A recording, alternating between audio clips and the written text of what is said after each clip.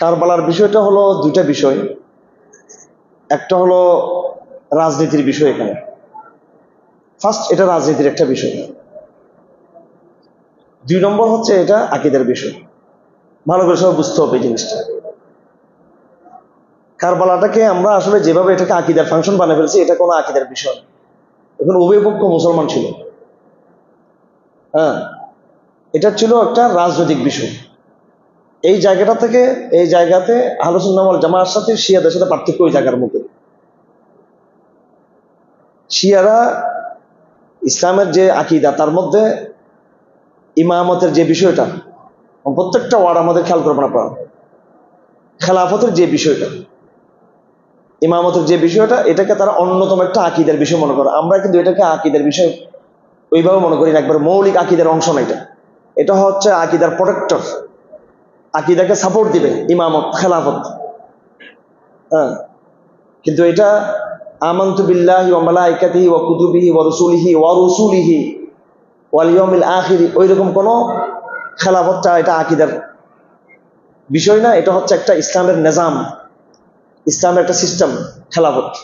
এই জন্য দেখবেন সমস্ত আকীদার কিতাবের মধ্যে আল আকিদাত তাহাবিয়া, ইমাম আবু জাফর তাহাবী, আল ফিকহুল আকবর ইমাম আবু হানিফার বিভিন্ন রাওয়ায়াতে, আল আকিদাতুল ওয়াসিতিয়া ইমাম ইবনে তাইমিয়ার, আরো যত কিতাব আছে প্রত্যেকটা প্রায় কিতাবের শেষে, এই আকীদার কিতাবের শেষে ইমামত এবং খেলাফতের একটা চ্যাপ্টার আছে। আকীদার একদম শেষে, কিন্তু এটা আকীদার আলোচনার শেষে। তো এটাকে আমরা আকীদার একটা সহায়ক শক্তি মনে করি, কিন্তু মূল আকীদার কিন্তু মূল একদম আকীদার মৌলিক আকীদা কিন্তু এটা না, ইমামত। কিন্তু শিয়ারা আকীদা ইমামতটাকে আকীদার অংশ হিসেবে নিয়েছে। সেজন্য তারা যেটা মনে করে যে রাসূলুল্লাহ সাল্লাল্লাহু আলাইহি ওয়াসাল্লাম ইন্তেকালের পরে এই তার পরবর্তী উত্তরসূরি যারা হবে, তার বংশধর থেকে, আহলে বাইত থেকে হবে, ইমাম হিসেবে তারা আসবে। তারা কিন্তু খলিফা বলে না, তারা বলে ইমাম। তারা কি বলে? ইমাম বিশ্বাস করে। তো এখন তো যেহেতু ইমাম নাই, ইমামের মধ্যে প্রায় হদ আলী, হদ হাসান, হুসাইন, হদ যায়েদ ইবনে আলী, তারপর মুসাল কাজেম, জাফর সাদেক, এইভাবে এইভাবে এইভাবে ওরা এই 12 ইমাম পর্যন্ত মানে। এখন 12টি ইমাম হচ্ছে ইমাম মাহাদি, যেটা আমরা বিশ্বাস করি। তো এখনো পর্যন্ত মাহাদির কোনো আগমন ঘটে নাই। এই পিরিয়ডটাকে তারা বলে বেলায়েতুল ফকিহ, অন্তর্বর্তীকালীন সময়। অর্থাৎ এখানে ইমাম না থাকলেও ইমামের পক্ষ থেকে ফকির বেলায়েত চলবে, এটা তাদের একটা আকীদার। এটা এখন আমাদের বক্তব্য হলো,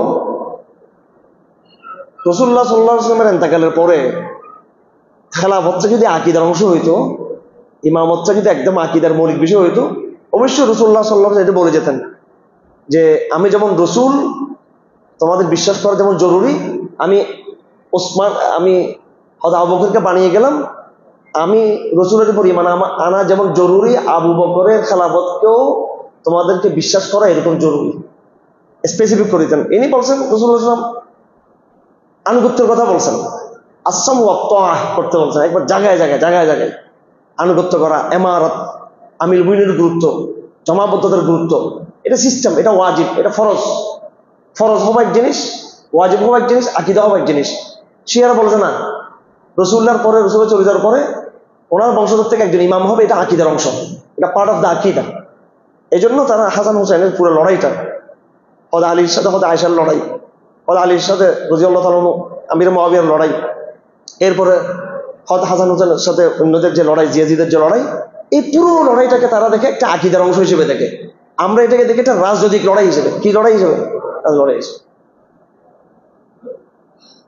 এবং দুনো পক্ষে কিন্তু সাহাবায়ে কেরাম ছিলেন, দুনো পক্ষে কিন্তু এখানে ভালো ভালো মুত্তাকি লোকরা ছিলেন এখানে।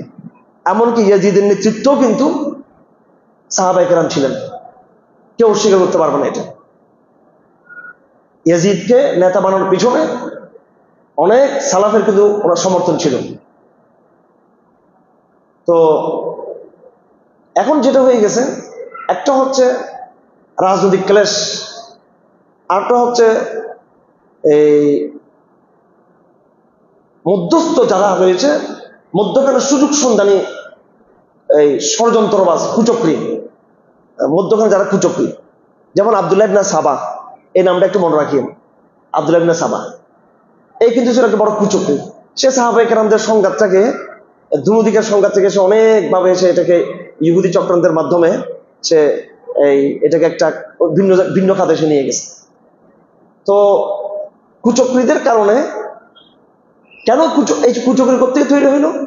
এরা কিন্তু মাদিনা থেকে, সালাফ থেকে আসে নাই। এরা তৈরি হয়েছে যখন মিশর থেকে, ইয়ামান থেকে, বিশেষ করে পারস্য থেকে যখন নাকি মুসলমানরা যখন ইসলাম গ্রহণ করে, যখন নতুন নতুন নতুন নতুন মুসলমান যখন আসলো, নতুন জেনারেশন, একটা নতুন জেনারেশন তৈরি হলো, ওদের ভিতর থেকে কিন্তু একটু কুচক্রী মহল তৈরি হয়ে গেছে এবং ইহুদিদের এখানে হাত আছে। একটা হলো হাসান হোসেনের সাথে ইয়াজিদের লড়াই, আরেকটা হলো এই পলিটিক্যাল লড়াইয়ের মধ্যে ষড়যন্ত্রকারীদের চক্রান্ত, ষড়যন্ত্রকারীদের চক্রান্ত। আপনি ধরেন বাংলাদেশের অবস্থা দেখেন, আপনি পাকিস্তানের অবস্থা দেখেন, মুসলিম বিশ্বের অবস্থা দেখেন, যে দুই দলের লড়াইয়ের মধ্যে মাঝখানে কিন্তু বিভিন্ন আন্তর্জাতিক চক্রগুলো কিন্তু তাদের স্বার্থ নিয়ে কাজ করতেছে, নাকি না? কাজ করতেছে। ভারতের মতো কাজ করতেছে, চায়নার মতো কাজ করতেছে, আমেরিকার মতো কাজ করতেছে। এগুলো দেখা যাচ্ছে? দেখা যাচ্ছে না। দেখা যাচ্ছে কি এই বিএনপি আওয়ামী লীগের মারামারি, দেখা যাচ্ছে জনগণের সাথে অন্য কিছু মারামারি। কিন্তু এখানে কিন্তু বরাবরই কিন্তু পলিটিক্যাল এই সংঘাতের মধ্যে একটা তৃতীয় পক্ষের কিন্তু কি থাকে, এখানে হাত থাকে। এরা ওদের স্বার্থ উদ্ধার করে। এখানে মারমান্তিক যে ঘটনাটা হয়ে গেছে, এখানে আসলে বিপদমান যে গ্রুপ, যে দুটো গ্রুপ, এই দুটো গ্রুপের যতটুকু লাইবিলিটি, এটা হচ্ছে এই বিষয় হচ্ছে তৃতীয় পক্ষের। এই জন্য এই বিষয়টা এখানে গুরুত্বপূর্ণ না যে এরা মুনাফিক কিনা, এরা এরকম নামাজ কালাম হবে কিনা, এরা মুরতাদ কিনা, এরা কাফের কিনা। হাদিসের মধ্যে কোনো জায়গায় রাসূলুল্লাহ সাল্লাল্লাহু আলাইহি ওয়াসাল্লাম স্পষ্ট আমাদের কিছু বলেন নাই যে আমার আহলে বাইতের যারা হত্যা করবে তারা সব মুনাফিক, তারা বেঈমান, তারা মুরতাদ, আমার আহলে বাইত থেকে খেলাফত প্রতিষ্ঠা হবে, আমার আহলে বাইত থেকে ইমাম প্রতিষ্ঠা হবে, আমার আহলে বাইত নেতৃত্ব দিবে। রাসূলুল্লাহ সাল্লাল্লাহু আলাইহি ওয়াসাল্লাম এরকম ভাবে কোনো ইঙ্গিত বা দিয়ে যান নাই। যে সমস্ত হাদিসগুলো আছে, গতি রকমের হাদিস আছে, হযরত আলী সম্পর্কে হাদিস আছে, এগুলো সবগুলো হাদিস এর ভিন্ন ভিন্ন ব্যাখ্যা দিয়েছে শিয়ারা। এগুলো হাদিসগুলো আছে আমাদের, এই জন্য হাদিসগুলো আপনারা জানা থাকতে আমরা ইনশাল্লাহ মহরমের, আজকে কয় তারিখ? আজকে হচ্ছে মহরমের 5 তারিখ। এই যে আমরা ইনশাল্লাহ আশুরার দিন আমার অবশ্যই আলোচনা আছে যেটার বাইরে, এই বিষয় নিয়ে আলোচনা করবো। এটা ইনশাল্লাহ আমি দেখি আগামী সপ্তাহে এটা নিয়ে বিস্তারিত আলোচনা করবো ইনশাল্লাহ, হাদিস ডিটেলস আলোচনা করবো এটা নিয়ে। তো আপনারা এটাকে যেটা গুরুত্ব দিচ্ছেন, ইমান কুফরের প্রশ্ন বানিয়েছেন, এটি ইমান কুফরের প্রশ্ন না। এই সংঘাতটা শুরু হয়েছে অনেক আগে থেকে। আমির ইয়াজিদকে, কার সন্তান ইয়াজিদ? কার? আমির সন্তান। তো আমির মুআবিয়া ইয়াজিদকে কেন বানালো? কারণ এখানে লিডারশিপের শূন্যতা ছিল। দেখছি ইয়াজিদকে যদি নেতা না বানানো হয় তাহলে এখানে কিন্তু এই বিশৃঙ্খলা আরো বাড়বে। আমির মুআবিয়াকে, যার সাথে আলীর কি ছিল? দ্বন্দ্ব ছিল।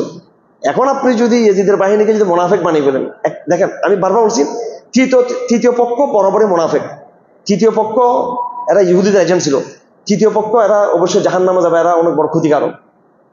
কিন্তু এখন সেই তৃতীয় পক্ষ কি ইয়াজিদ, সেই তৃতীয় পক্ষ কি হাসান হোসেনের বিরোধীদের যারা করছে সবাই কি তৃতীয় পক্ষ ছিল? সবাই তো তৃতীয় পক্ষ ছিল না। এটা পলিটিক্যাল কারণে, লিডারশিপের বিষয়ে হাসান হোসেন ওনাদের নেতৃত্বের মধ্যে অনেক সাহাবায়ে কেরাম বলছে ওনাদের মধ্যে নেতৃত্বের যোগ্যতা নেই। ওনাদের মধ্যে নেতৃত্বের যোগ্যতা এক জিনিস, তাকওয়া বুজুর্গি এটা এক জিনিস, দিনদারি এক জিনিস। নিশ্চয়ই আহলে বাইত তারা অনেক উপরে ছিল, অনেক উপরে ছিল। আর রাসূলুল্লাহ সাল্লাল্লাহু আলাইহি ওয়াসাল্লাম নিজে ভবিষ্যৎবাণী করেছেন যে আমার এই নাতি, তার মাধ্যমে আল্লাহ পাক উম্মতের দুইটা বিপদমান অংশকে কি করে দিবেন? সোলা করে দিবেন। বলছিলেন এটা কার সম্পর্কে বলছেন? হযরত হাসান সম্পর্কে বলছেন যে আমার এই ছেলের মাধ্যমে, এই নাতির মাধ্যমে আল্লাহ পাক উম্মতের দুইটা অংশকে মিলিয়ে দিবেন। তো সেটা হয়েছে কিনা? উম্মতের দুইটা অংশকে মিলিয়ে দিবেন বলছেন। আল্লাহ তো রাসূলুল্লাহ বলেন যে মুনাফিকদেরকে আল্লাহ পাক হেদায়েত দিবেন, এটা বলেন না। আমরা যেটা মনে করতেছি হোসেনের বিরোধিতাকারীরা সবাই মুনাফিক ছিল। হোসাইনের বিরোধিতাকারীদের মধ্যে, হাসান হোসেনের বিরোধিতাকারীদের মধ্যে, আমির হযরত আলীর বিরোধিতাকারীদের মধ্যে দুইটা অংশ ছিল। একটা ছিল সাহাবায়ে কেরাম, একটা অংশ ছিল সালাফ, একটা অংশ ছিল তাবিঈন, একটা অংশ আমার আপনার মতো মুসলিম ইমানদার ছিল তারা, আরেকটা অংশ ছিল যারা কি কুচক্রী ছিল, তৃতীয় পক্ষ। এটাকে নাম আমরা কি? তৃতীয় পক্ষ। এই তৃতীয় পক্ষ ইতিহাসটাকে ঘোলাট করছে। এটাকে এত বেশি গুরুত্ব দেওয়ার দরকার নাই। এটা একটা জুলুমের বিষয়, বিশেষ বিষয় জুলুম হয়েছে এখানে। জুলুম এক জিনিস, আকীদা এক জিনিস। হাজ্জাজ বিন ইউসুফ জালেম ছিল নাকি আদেল ছিল? কিন্তু সে কি মোরতাদ ছিল? হাজ্জাজ বিন ইউসুফের আকীদায় কোনো সমস্যা ছিল? মারওয়ানের আকীদায় কোনো সমস্যা ছিল? এইভাবে আব্বাসী খলিফাদের বা বনু উমাইয়া খলিফা এত নিষ্ঠুর ছিল, বনু উমাইয়া খলিফারা জালেম ছিল, এদের আকীদায় কোনো সমস্যা ছিল? কোনো সমস্যা আকীদায়। বনু উমাইয়ার আমলেই আকীদা হেফাজত হয়েছিল। বনু উমাইয়ার আকীদা 100 বছরের ক্ষমতা, এই যে আপনার খেলাফতের আশারা থেকে শুরু করে বনু উমাইয়া পর্যন্ত প্রায় 90-98 বছর পর্যন্ত 100 বছর কাছাকাছি ইসলামের সীমান্ত বাড়ছে, শুরু সীমানা বাড়ছে ইসলামের। আকীদার মধ্যে কোনো সমস্যা হয় নাই, বাতিল মাথা চড়া দিতে পারে নাই। বুঝা আসছে? হয়তো আলীর সমর্থক, হয়তো আলী বান্ধব, আব্বাস বান্ধব, আহলে বাইত বান্ধব। আব্বাসের যখন ক্ষমতা আসছে তখনই ফিতনা শুরু হয়েছে। তখন যদিও আবু হানিফা সহ আমরা আমাদেরও পলিটিক্যাল সমর্থন ছিল আব্বাসীদের দিকে, কারণ এই বনু উমাইয়ার আমলে বেশি জুলুম হয়েছিল, অত্যাচারটা বেশি হয়েছিল, জুলুম নির্যাতন। জুলুম থেকে বাঁচার জন্য আব্বাসীদেরকে আমরাও কিছু সমর্থন করি আংশিক, কিন্তু আকীদার বিপর্যয় করছে আব্বাসীদের আমল। হ্যাঁ, আকীদার বিপর্যয় করছে। তো আপনাদের চিন্তা কাঠামোর মধ্যে, চিন্তার মধ্যে বদ্ধমূল একটা ধারণা রয়ে গেছে, গণতন্ত্র এটা তো এই জমানার অ্যাবসলিউট একটা থিওরি, এটাকে পরাজিত করা যাবে না, সুতরাং ইসলামী গণতন্ত্র করো। ব্যাংকিং এটা তো একটা পৃথিবীর একটা স্থায়ী একটা সিস্টেম হয়ে গেছে, এটা বিকল্প হতেই পারে না, সুতরাং ইসলামী ব্যাংকিং ইসলামাইজেশন করতে হবে, এটা ছাড়া বিকল্প হতেই পারে না। জাতীয়তাবাদ, পতাকা, ভূগোল, হ্যাঁ পতাকা, এটা তো এখন এটা হয়ে গেছে, এটা একদম এস্টাবলিশড হয়ে গেছে, এটাকে আর কিছু করা যাবে না। এগুলো 50 বছরও টিকবে না একটা জিনিস, এগুলো আগামী দিনে, হ্যাঁ 50 বছরও টিকবে না। আগামী 50 বছর একটা জাতীয়তাবাদ গণতন্ত্র সুদভিত্তিক ভাবে 50 বছর কবর রচনা হয়ে যাবে, প্রত্যেকটা বিষয়ের কবর রচনা হয়ে যাবে এগুলো। কিন্তু আপনারা মনে করতেছেন না, এটা তো এই জমানার এগুলো একেবারে কি মানে একদম স্থির একটা ব্যবস্থা। তো এগুলো হচ্ছে আমাদের ইউরোপিয়ান চিন্তার কাঠামো। এটা তদ্রুপ ইসলামের ইতিহাসও কারবালাকে কেন্দ্র করে একটা চিন্তার কাঠামো তৈরি হয়ে গেছে। মুআবিয়ার 14 গোষ্ঠী এগুলো খারাপ, হ্যাঁ ইয়েজিদের বংশধর সব বদমাশ, সব নষ্ট। এই সমস্ত যন্ত্রপন্ত্র এতগুলো কেমনে আমার এখানে লোড নেবো আমি এখানে, ঠিক আছে? হ্যাঁ, এই বদ্ধমূল ধারণা থেকে বেরিয়ে আসে, ঠিক আছে? হয়তো আয়েশা কেন বের হয়েছিলেন? হয়তো আলীর বিরুদ্ধে লড়াই করতে কেন বের হয়েছিলেন? হয়তো আয়েশা বের হন নাই, কেন বের হয়েছিলেন? হয়তো আয়েশা রাদিয়াল্লাহু যুদ্ধ করতে বের হলেন, আম্মার বিন ইয়াসির চলে গেল ইয়ের পক্ষে, হয়তো আলীর পক্ষে। কার পক্ষে? হয়তো আলীর পক্ষে। সংঘাত তো ওখান থেকে শুরু। সংঘাত তো ইয়েজিদেরটা হচ্ছে হযরত হোসাইনের শাহাদাত, আর ইয়েজিদের খেলাফতের উত্থান বা মারামারি হচ্ছে এটা ইতিহাসের পূর্বের ধারাবাহিকতার একটা খারাপ বহিঃপ্রকাশ, ভয়ঙ্কর বহিঃপ্রকাশ। এটা তো সংকট তো তৈরি হয়েছে আরো আগে, নাকি না? আরো আগে থেকে তৈরি হয়েছে। এটা কেমনে তৈরি হয়েছে? এটা অনেক লম্বা কথা এগুলো। ওনারা ছিল রসুলের বংশধর, রসুলের পরিবার, নাদুস নুদুস, মুত্তাকি, আদর লাগতো দেখতো ওনাদের। ফাতেমার বংশধর, কে না পাগল হবে নাকি? সবাই তাদেরকে আদর করতো, ভালো হাদিয়া দিত, মহব্বত করতো। ওনারা ছিল মুত্তাকি, ওনাদের সন্তানদের মধ্যে মুত্তাকি ছিল, ছেলেরা মেয়েরা।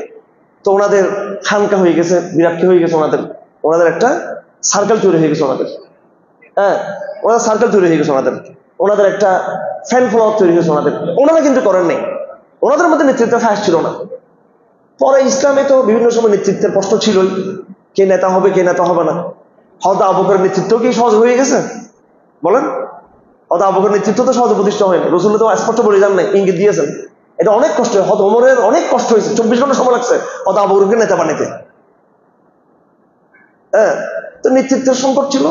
এই নেতৃত্বের এই সংকটকালীন তখন আহলে বাইতের যারা ছিল তাদের নাম আসতো যে তাহলে আমরা এদেরকে নেতা বানি, আমরা এদের পিছনে যুক্ত হয়ে থাকে। এটা একটা পলিটিক্যাল কারণ ছিল। এটা ওনাদের মধ্যে কোনো নেতৃত্বের খাস ছিল না। এটা পুরো একদম আগাগো রাজনৈতিক, এটা রাজনৈতিক লড়াই, এটা রাজনৈতিক সংগ্রাম। আমি মোবাইলটাকে এনেছিলাম এখানে, একটু দেখো, আনছি না জানি না। 12 ইমামের নামগুলো একটু বলার জন্য আপনাদেরকে।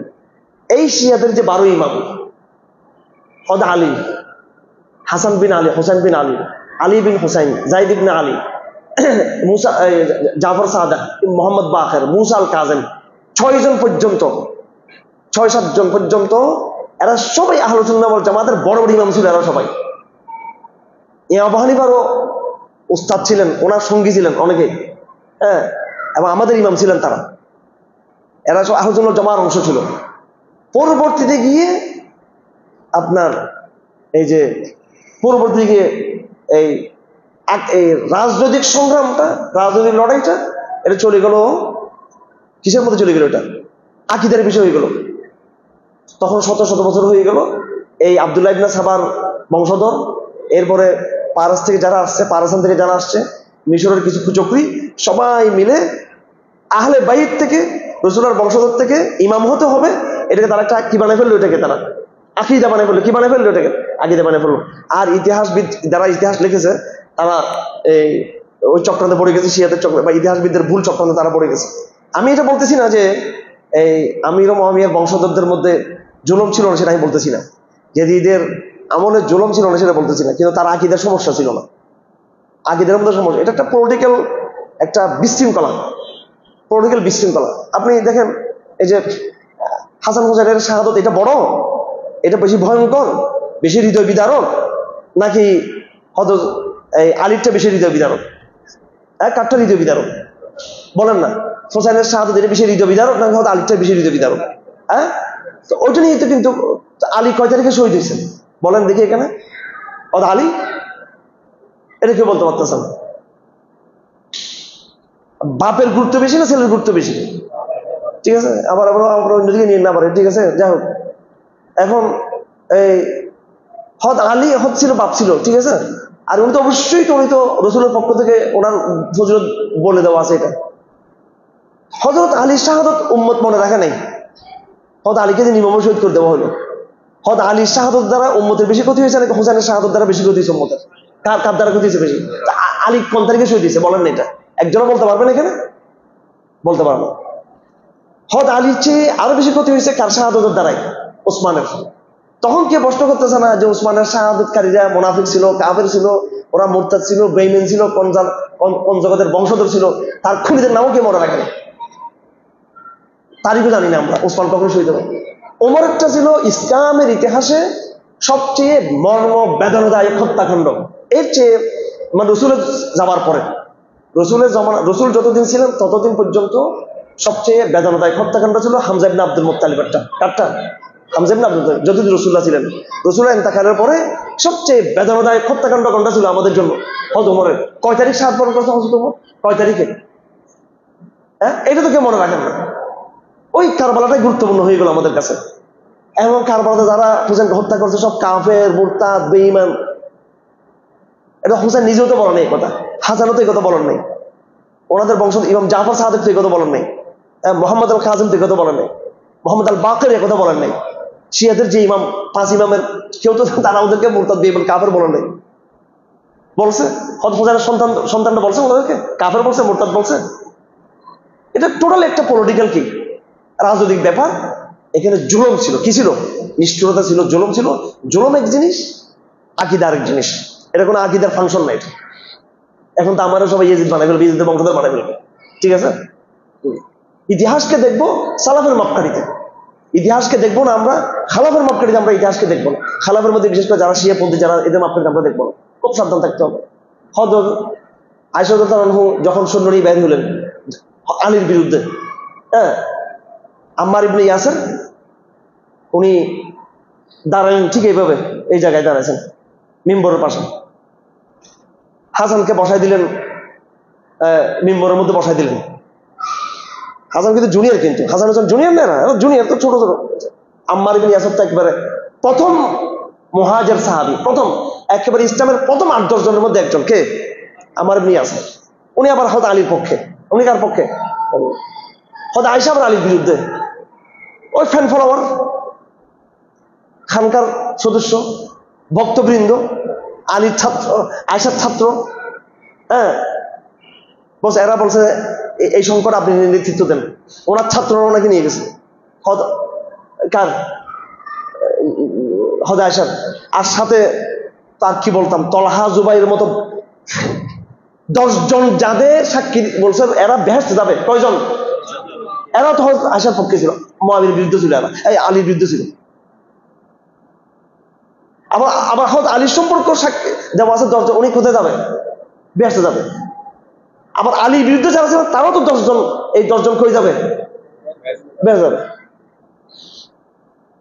হয়তো আয়েশার মতো উম্মাহাতুল মুমিনিন অস্বীকার করতে পারবেন না আপনি? ওয়া আজওয়াজুহু উম্মাহাতুকুম, আর যার জন্য সূরা নূর নাযিল হয়েছে, নাকি ঈমান থাকবে হয়তো আয়েশাকে ঘৃণা করলে? আম্মার বিন ইয়াসির দাঁড়ায় গেলেন, বললেন ইয়া আইয়ুহান নাস, হে ইরাকবাসী, হে জনগণ,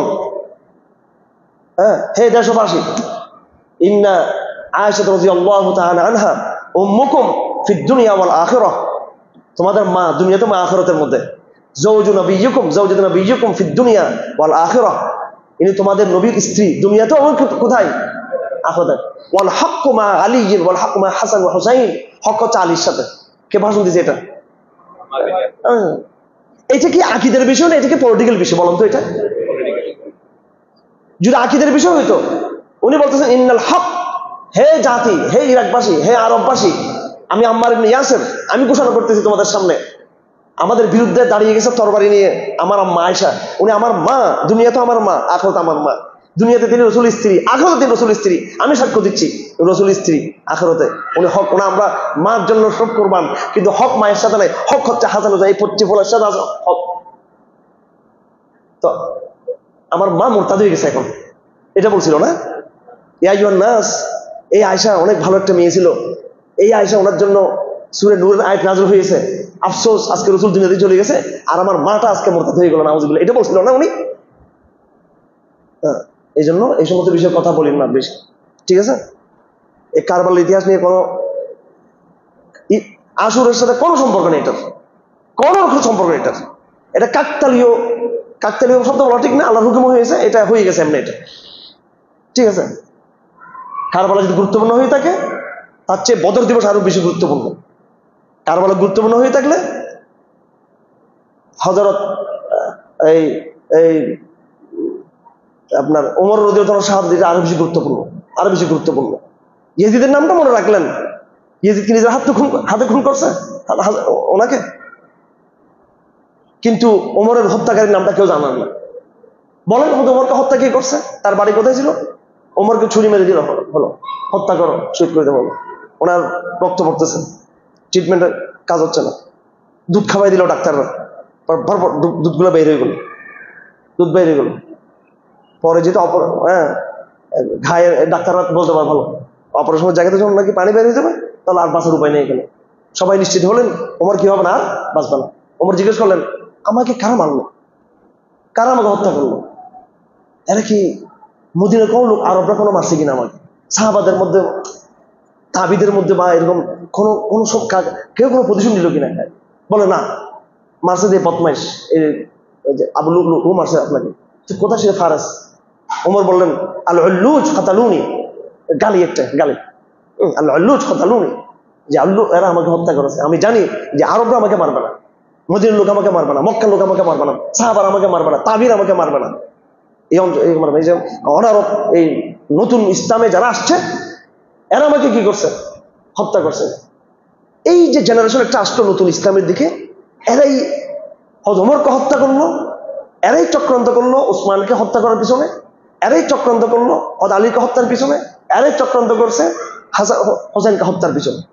পুরো ওই এখানে পলিটিক্যাল কারণে সাহাবাদের মধ্যে, সালাফের মধ্যে কি ছিল? গ্রুপিং ছিল। কি ছিল? গ্রুপিং ছিল। এটা আকীদার সংগ্রাম ছিল, আকীদার বিষয় ছিল না এটা। এই জন্য এটাকে আমরা ওইভাবে আমরা গুরুত্ব না দিই। পলিটিক্যাল একটা বিষয়, দুর্ঘটনা ঘটে গেছে। আল্লাহ পাক সুবহানাহু ওয়া তাআলা হাসান হোসেনের শাহাদাত কবুল করুন। আমরা দুনিয়াতে ওনাদেরকে ভালোবাসি, আখিরাতের মধ্যে আমরা আহলে বাইতের সাথে আমরা থাকতে চাই, নাকি? আমরা থাকতে চাই আহলে বাইতের সাথে, আমরা আহলে বাইতের সাথে থাকতে চাই। কিন্তু আমির মুআবিয়ার বংশধর, এদেরকে আমরা বলবো না যে এরা মুরতাদ কাফের হয়ে গেছে, এটা আমরা জানি না। এটা ওনাদের মধ্যে যারা জুলুম করেছেন, কেউ জুলুম করে থাকলে সেটা বিচার আল্লাহ পাক কিয়ামতের দিন করবেন। তৃতীয় কথা আমরা অবশ্যই এটা বলবো, যেখানে তৃতীয় পক্ষ যারা ছিল অবশ্যই তারা এখানে ইসলামের শত্রু ছিল। এটার ভালো লানত, যারা উম্মতের মধ্যে যারা ফিতনা তৈরি করেছে। কিন্তু কে সে ফিতনা তৈরি করেছে এটা আমরা স্পেসিফিক বলতে পারবো না, যে এখানে এই কোনো স্পেসিফিক সুনির্দিষ্ট ভাবে আমির মুআবিয়ার কথা, ওনার সন্তানের কথা আমরা বলতে পারবো না। এটা আর কোনো কথা আছে বিষয়ে? যেহেতু সামনে মহরম, কারবালা বিষয়ে আর কোনো সমস্যা থাকলে বলতে পারেন। জি বলেন। না, এই বিষয়ে প্রশ্ন করুন, কোনো আমার কোনো কথা আপনারা একমত নাও হতে পারেন, কোনো আমার কথার ভিতর দিয়ে কোনো হয়তো নতুন কোনো প্রশ্ন জাগতে পারে। হ্যাঁ, ওই আবুল কালাম আজাদ, ভারতের মৌলানা আবুল কালাম আজাদ, মৌলানা আবুল আজাদ রহমতুল্লাহ ইতিহাস লিখছেন যে মুসলমানরা কারবালার শোকে কানতে কানতে কানতে কানতে চোখের পানি পড়তে পড়তে সমুদ্র হইয়া কারবালার আসল ইতিহাসটা মুছে গেছে। চোখের জলে মুসলমানদের কারবালার চোখের জলে কারবালার আসল ইতিহাসটা কি হয়ে গেছে, চোখের জলে মুছে গেছে। এই অবস্থা আর কি।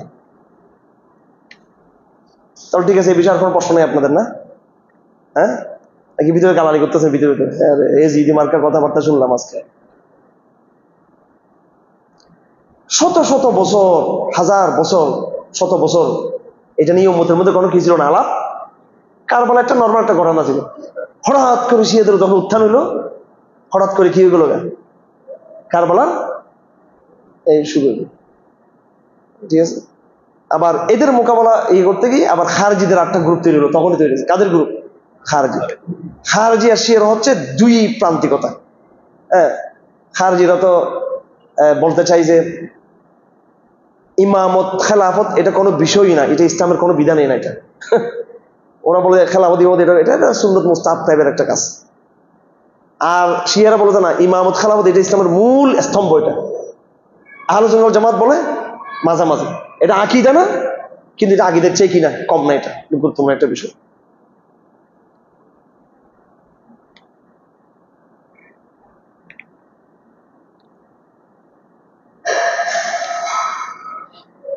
ইয়াজিদের জুলুম নিয়ে দুইটা পক্ষ আছে। ওলামা ইকরামদের একটা পক্ষ তার দোষ স্বীকার করতে রাজি নেই, সালাফের তার ব্যাপারে নিরাপত্তা পালন করছে একবার ইয়াজিদের ব্যাপারে। আরেকটা অংশ ইয়াজিদের সমালোচনা করছে জুলুমবাজ হিসেবে। কি হিসেবে? জুলুমবাজ। কিন্তু কোন পক্ষ ইয়াজিদের আকীদা নিয়ে প্রশ্ন তুলে নেই। কি তুলে নেই? ইয়াজিদের আকীদা নিয়ে কোনো কি তুলে প্রশ্ন তুলে।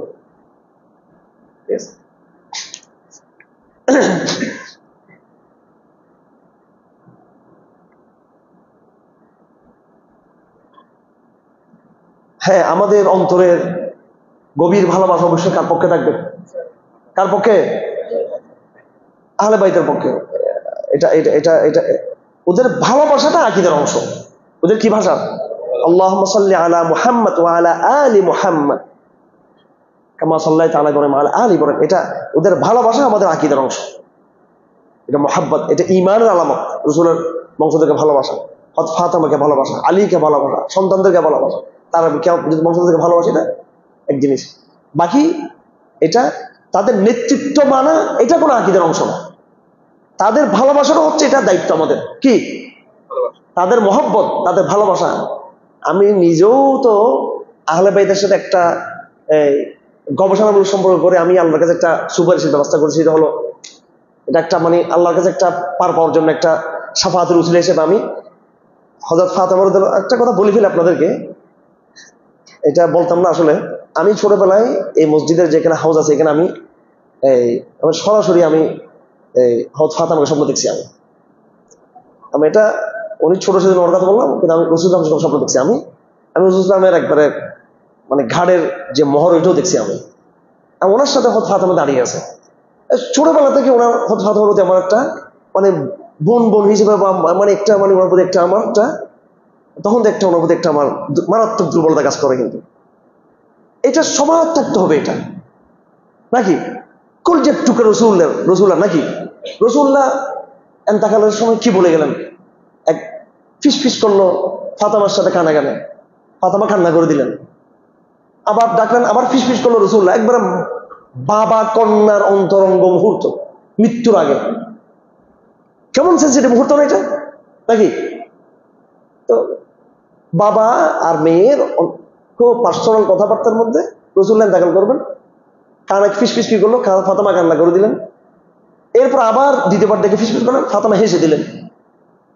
তখন উম্মাহাতুল মুমিনিন জিজ্ঞাসা করলেন যে তুমি প্রথমবার কান্না করলে, দ্বিতীয়বার হাসলে। তো বলো প্রথমবার বাবা আমাকে বললো যে দুনিয়া থেকে বিদায় নিয়ে চলে যাবেন, আমি সহ্য করতে পারি না, কান্না করতেছি। বাবা আমাকে ডেকে আবার বললেন যে আমি যাওয়ার পরে তুমি সবার আগে আমার কাছে আসবা, তা আমি হেসে দিয়েছি আমি। তো রসুল সবচেয়ে কাকে ভালোবাসতেন এই পৃথিবীতে? সবচেয়ে কাকে বেশি ভালোবাসতেন? অবশ্যই এটা কোনো সন্দেহ, ফাতেমাকে ভালোবাসতেন সবচেয়ে বেশি ভালো, সাল্লাল্লাহু আলাইহি ওয়াসাল্লাম। তা আমরা সবচেয়ে বেশি কাকে ভালোবাসবো? রসুল সাল্লাল্লাহু পরে সবচেয়ে বেশি কাকে ভালোবাসবো? হযরত ফাতেমাকে ভালোবাসবো, ওনার সন্তানদেরকে ভালোবাসবো, আলীকে ভালোবাসবো, নাকি না? আমরা কি হযরত মুআবিয়াকে আলীর চেয়ে বেশি ভালোবাসবো? কখনো ভালোবাসবো না। হযরত আলীকে আমরা বেশি ভালোবাসবো, হযরত ফাতেমাকে, হাসান হোসেনকে, এদের বংশধরকে আমরা ভালোবাসবো। তো যাই হোক, এটা তো অনেক আগের কথা না। আমি কারাগারে আগের বার যাওয়ার আগে 2013 সালে মুসনাদে ফাতেমা একটা কিতাব আছে, মুসনাদে ফাতেমা, যে সমস্ত হাদিসগুলো ফাতেমা থেকে বর্ণিত, এই হাদিসগুলো, এটা পুরাটা আমি অনুবাদ করছি। আমি এই কিতাবটা মুসনাদে ফাতেমা, এই বইটা এখনো ছেপে আসে নাই। আমি এটাই বলতে চাচ্ছি ভাই, হযরত মুআবিয়া সম্পর্কে, ইয়াজিদ সম্পর্কে শিয়া মার্কা কথাই বলতে পারবো না। আর আমাদের জামাত শিবিরের ভাইয়েরা যেভাবে কথা বলতে চায়, জামাত শিবিরের ভাইরা না বলো না, এটা বললে ভুল হবে, দলীয় বক্তব্য এটা না আশা করি। এটা তাদের দলের কিছু বক্তারা যেভাবে ভাষায় কথা বলে, আমার পক্ষে এই ভাষায় কথা বলা সম্ভব না। আমি এটাকে মুনাফিকে মনে করি এই ভাষায় কথা বলা। কিছু বক্তা ইশারা ইঙ্গিতে ওসমানের বিরুদ্ধে, এইভাবে কি হযরত মুআবিয়ার বিরুদ্ধে, ইয়াজিদের ব্যাপারে আরো লঙ্ঘভাবে এই ভাষায় এইভাবে সালাফ সালামের কথা বলে না। আল্লাহর রাস্তা প্রয়োগ পথে যায় না। আমাদের ভালোবাসা, আমাদের হৃদয় আগাগোড়া হযরত ফাতেমার সাথে, আগাগোড়া হযরত আলীর সাথে, হৃদয়ের ভালোবাসা। কিন্তু পলিটিক্যাল বিষয়, এখানে জুলুম হয়েছে, কিছু ঘটনা ঘটছে, এক্ষেত্রে আমরা অন্যদেরকে, আমি তাকে ভালোবাসি বিধে আমি আরেকজনকে কি করতে পারবো, তার সাথে আমি বিয়াদবি করবো, তাকে আমি মুরতাদ দিয়ে বলবো? ওই জন্য মাথার চিন্তা কাঠামো থেকে ওই আবেগগুলো ছেড়ে দিই আমরা। রাজনীতি এক জিনিস, আকীদা এক জিনিস। রাজনীতি বিবেচনা এক জিনিস। এবং ইতিহাস দেখেন, পরত হযরত মুআবিয়া হাসানকে রাখছে না, কথা বলছেন এদের সাথে। এদের না, হাসান হোসেন কথা তো অনেক পরে, ইয়াজিদ তো আসছে পরে। আমিরা মুআবিয়া থাকতেই তো এই বিষয়গুলো নিয়ে আলাপ হয়েছিল, এবং তারা মেনে নিয়েছিল হযরত মুআবিয়ার নেতৃত্ব। হযরত আলীর পরে একচ্ছত্র কার নেতৃত্ব ছিল? হযরত আলীর পরে নেতৃত্ব, ওনারা মেনে নিয়েছেন, আহলে বাইত মেনে নিয়েছেন। ও কিন্তু ফ্যান ফলোয়ার, আশেপাশে যারা আছে বা অতিভক্ত যারা আছে, এদের বেশি আবেগ ছিল। আর তৃতীয় পক্ষের অতি উৎসাহিত, তৃতীয় পক্ষের কুচক্রী ছিল। এই দুটা ঘটনা করছে। যারা বেশি আপন ছিল, এদের অতি উৎসাহ ছিল, এদের মধ্যে আবেগ ছিল, ভালোবাসা ছিল, আর কুচক্রী মহল ছিল। এইটার কারণে এই সমস্যাগুলো হয়ে গেছে, একবার পলিটিক্যাল ব্যাপার। এগুলো আমি পড়তে এগুলো ক্লান্ত হয়ে গেছি। এগুলো বোঝানো সম্ভব না, ইতিহাসের এই প্যাচ পুজোগুলো। ওদিকে আপনারা না যাই। আমরা সবচেয়ে সহজ পথ কি জানেন? সব ক্ষেত্রে আমিরা মুআবিয়া, আলী, হাসান হুসাইন, ইয়াজিদ, আশারি, মাতুরিদি, ইলমুল কালাম, আল্লাহ পাকের সিফাত, খারজি, রাফেজি, শিয়া, কদরিয়া, মুরজিয়া, মুতাজিলা, ওইটা সব বেড়াজালের মধ্যে সবচেয়ে নিরাপদ হলো সালাফের কন্টেন্টটাকে গ্রহণ করা। কি গ্রহণ করা? বাস সালাফের বক্তব্য গ্রহণ করা, বাস শেষ। আর সামনের দিকে আগাই না। আগে তো হাবিয়াতে যেভাবে কথা বলে দিয়েছে, বাস ওইভাবে থাকবেন, এর বাইরে পা বাড়ানোর দরকার নেই। আমরা সবাই আমাদের যে কন্টেন্ট থাকবে, আমাদের যে নেগেটিভ থাকবে, সেটা কাদের হবে? সেটা সালাফের। বাস প্রত্যেকটা ক্ষেত্রে, প্রতিটা ক্ষেত্রে, আল্লাহ পাকের সিফাতের ক্ষেত্রে, আল্লাহ কি আরশে আছে, বসে আছে চেয়ার উপরে, এরকম দেখে আল্লাহ সর্বত্র বিরাজমান, এটা খামাখা ঝগড়া বানাচ্ছে। সালাফে যেটা বলছে সেটা আমার বক্তব্য। বাস সব ক্ষেত্রে, সব ক্ষেত্রে। এই পর কারবালার প্রশ্ন আমার অবস্থান হবে কিসের? সালাফের মধ্যে। একটা প্রশ্ন লম্বা হয়ে গেল। আপনাদের কি এই বক্তব্য দ্বারা সংশয় দূর হচ্ছে, নাকি সংশয় আরো বেড়ে গেছে, নাকি মাথার পেছ লেগে যাচ্ছে আরো? একটা ছেলে আকীদার ক্লাসে ছিল আমাদের, তো আকীদার একটা পাঠ হচ্ছে ইতিবাচক আকীদা বর্ণনা করা, আল্লাহর অস্তিত্বের পক্ষে। এরপরে নেতিবাচক আলোচনা, আল্লাহর অস্তিত্বের বিরুদ্ধে প্রমাণ দিয়ে সেগুলোকে খণ্ডন করা। এই আলাপ যখন শুরু করছি, বলো হুজুর আমার তো ক্লাস সারা আকীদা ঠিক ছিল, এখন তো মাথাটা তো নষ্ট হয়ে গেছে আমার। অর্থাৎ যার মধ্যে সংশয় নাই, তার সামনে সংশয়টা উপস্থাপন করার কোনো দরকার নাই। তো এটা আমার খুব বিবেকে লাগছে ওর কথাটা। সে দেখি যে ক্লাসে বলতে, হুজুর আমার তো আগেই ঠিক ছিল। আপনি এখন সংশয় জব দিতে গেলে সংশয়গুলো আমি এখন শুনলাম, এখন মাথা ব্যথা নষ্ট হয়েছে আমার। এরপরে আমি এই আলহামদুলিল্লাহ ফায়দা হয়েছে আমার সারা জীবনের জন্য। আমি বক্তব্যটাকে অন্যভাবে সাজিয়েছি আমি। হ্যাঁ, সংশয়টা কি তাদের দুশ্মনদের, আগের জমানার বর্তমান জমানার, ইসলাম সম্পর্কে আপত্তিটা কি, এই সমস্ত কথা আগামী বেশি বলতাম আগে। এখন আমি আগে ইমানের আলোচনাটা বেশি করি, এমন ভাবে ইমান আলোচনা আনতে হবে প্রত্যেকটা বিষয়ে, সাথে এরপরে সংশয় যত আসুক যা তার কোনো সমস্যা না হয়, ইমানিতে বেশি আলোচনা করবো। তো এখন আপনাদের এই কারবালার কথা বলতে গিয়ে মাথায় প্যাচ লেগে গেছে, জট লেগে গেছে, আর অনেকে জট খুলছে। হ্যাঁ, নাকি এমনি আমার সামনে বলতেছেন আর কি। এটা এখান থেকে বাইরে গিয়ে কত লোক দেখবেন যে আমার বলবে হুজুরদের পদার ভিতরে ইয়াজিদের গন্ধ পাই না, এরকম বলবে। আমির মুআবিয়ার অবদান শুনলে আপনি অবাক হয়ে যাবেন। আমির মুআবিয়ার অবদান, ইতিহাসে অবদান একেবারে ভূগোল দিয়ে ম্যাপ দিয়ে দেখাই দিচ্ছি আমি আপনাদেরকে। শাম, ওখানে ওনার কেন্দ্র ছিল, ঠিক কিনা? কোথায়? শাম, সিরিয়া। এটাকে অ্যারামেটিক সিভিলাইজেশন বলা হয়, এটাকে অ্যারামেটিক সিভিলাইজেশন, অ্যারামেটিক সভ্যতা। অ্যারামেটিক সভ্যতা মানে এটা হলো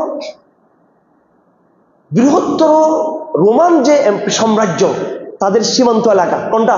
শাম। ইসলামের আমলে মূল বাইজেন্টাইন সাম্রাজ্যের মূল জায়গা কিন্তু হযরত ওমরের জামানায় কিন্তু ইসলাম পৌঁছতে পারে নাই। বুঝছেন? আমরা যে বলি রোম বিজয় করছি, ফারস বিজয় করছি, এটা হলো অ্যারামেটিক সিভিলাইজেশন। এটা হচ্ছে ওদের মূল প্রাণকেন্দ্রের পার্শ্ববর্তী যে এলাকাগুলো ছিল। চট্টগ্রাম দখল হয়ে গেছে, বুঝে আসছে? কুমিল্লা দখল হয়ে গেছে, তার মানে কি বাংলাদেশ দখল হয়ে গেছে? ঢাকা দখল হয় না, ঢাকা এখন ছিল ওদের মূল জায়গাটা ছিল। এটা অনেক পরে আসছে ইসলামের হাতে। এই একেবারে রোমান সাম্রাজ্যের মূল জায়গায় পাহারাদারের ভূমিকা ছিল, সেই ব্যক্তির নাম হচ্ছে হযরত মুআবিয়া রাদিয়াল্লাহু তাআলা। জলে স্থলে উনি ইসলামের প্রতিরোধ খেলা করছিলেন। আর পিছনে এই 10 বছর হযরত ওমর ক্ষমতায় ছিলেন। কয় বছর? 10। এই 10 বছর হযরত ওমর একদিনের জন্য হযরত ওমর যাকে তাকে সাসপেন্ড করেছেন। ইতিহাস দেখেন, কথায় কথায় সাসপেন্ড করে দিয়েছেন।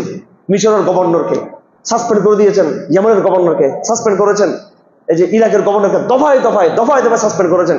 কিন্তু এক মুহূর্তের জন্য হযরত ওমর রাদিয়াল্লাহু আনহু হযরত মুআবিয়াকে কি করেন, এক সেকেন্ডের জন্য তাকে সাসপেন্ড করে নাই। কারণ এটাই সবচেয়ে এই ভয়ঙ্কর সীমান্ত এলাকা ছিল। এটা এই যে শামের এই এলাকাটা একবারে বাইজেন্টাইন সাম্রাজ্যের, রোমান সাম্রাজ্যের আক্রমণের মূল জায়গা ছিল এটা। এখানে পাহারাদার বসায় আমির মুআবিয়াকে। এত যে ইসলামের কল্যাণকামী ইয়েকে আমরা বানাইছি নাউজুবিল্লাহ মিন যালিক, আস্তাগফিরুল্লাহ। আমার কথা কেউ ইয়েজিদের গন্ধ পেলে তার ভিতরে শিয়ে যেমন গন্ধ আছে তার ভিতরে। ঠিক আছে, আল্লাহ হেফাজত করুক। আর অনেকে যে স্বপ্ন দেখতেছে শিয়াদের বিরুদ্ধে গিয়ে মাহদি আসবে, আসবে, দেখা যাক না, সময় আরো আসুক। এটা কৌশলগত সম্পর্ক তাদের সাথে আমাদের। এটা